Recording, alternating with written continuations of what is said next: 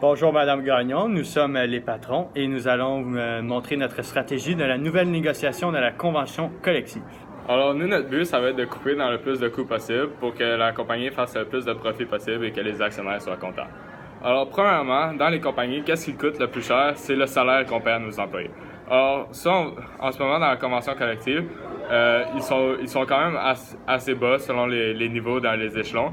Alors, nous allons vouloir garder ça à ce niveau-là, et en étant bien sûr, en augmentant le salaire du premier échelon puisqu'il est maintenant en dessous du salaire minimum. Alors, l'échelon 1, on va l'apporter à 12,50 par heure, puis le reste, on va essayer de ne pas y toucher pour faire le plus de profit possible. La deuxième affaire que nous voulons faire des gains est la clause 2 sur l'augmentation des salaires. En ce moment, on n'est pas assez rentable pour pouvoir donner des augmentations de salaire, donc on aimerait faire des gains afin que notre entreprise puisse faire plus de profit qu'elle ne le fait en ce moment. Ensuite, nous allons vouloir couper dans un des jours fériés. Nous offrons, c'est dans la cause 3, nous offrons en ce moment et le vendredi saint et le lundi de Pâques. Alors, on est obligé d'en donner un des deux et nous allons vouloir couper dans un des deux de jours de salaire pour que les employés soient plus productifs et plus d'heures au travail. La prochaine clause que nous voulons faire des gains est sur les temps doubles en fin de semaine. Nous voulons malheureusement abolir cette clause pour, encore une fois, devoir payer moins d'argent en salaire et pour que notre entreprise soit plus rentable à long terme. Mais comme que c'est du overtime ou du temps supplémentaire, nous allons quand même payer à temps et demi, fait que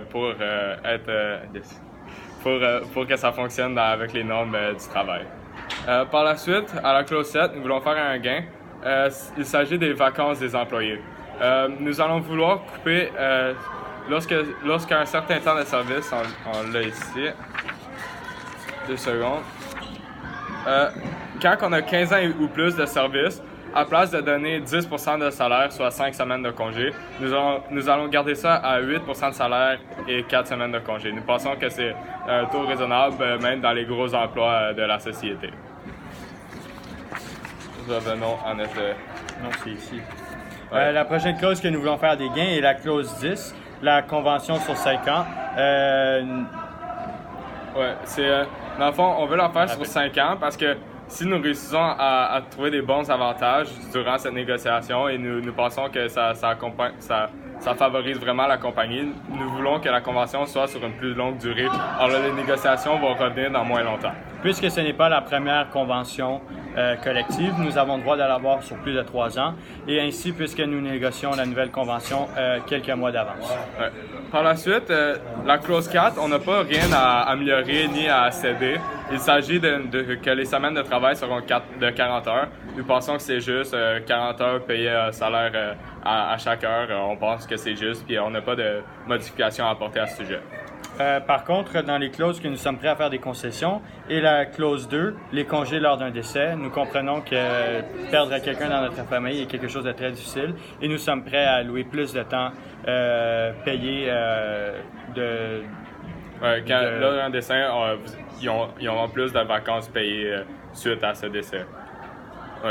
Par la suite, nous sommes prêts à laisser du lousse au syndicat dans la clause 6, qui est congé de maladie.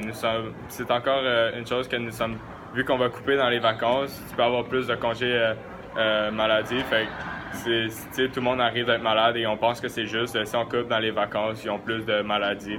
Fait que ça va faire que s'ils sont pas malades, ils utiliseront pas. Puis on peut donner ça à nos employés, le mérite. Puis dernièrement, la clause 9, la période de probation, nous sommes prêts à faire des concessions sur ceci.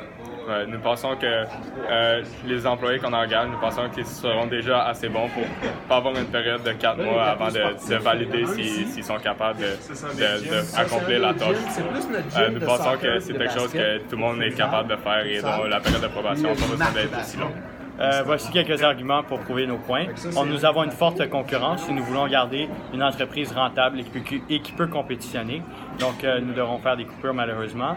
Nous voulons aussi garder de l'argent pour investir dans l'entreprise afin d'augmenter encore une fois la rentabilité et les profits. Par contre, dans nos points, on veut garder nos employés heureux en tout temps et nous allons garder ça en tête lors de notre négociation de la prochaine convention collective. Merci.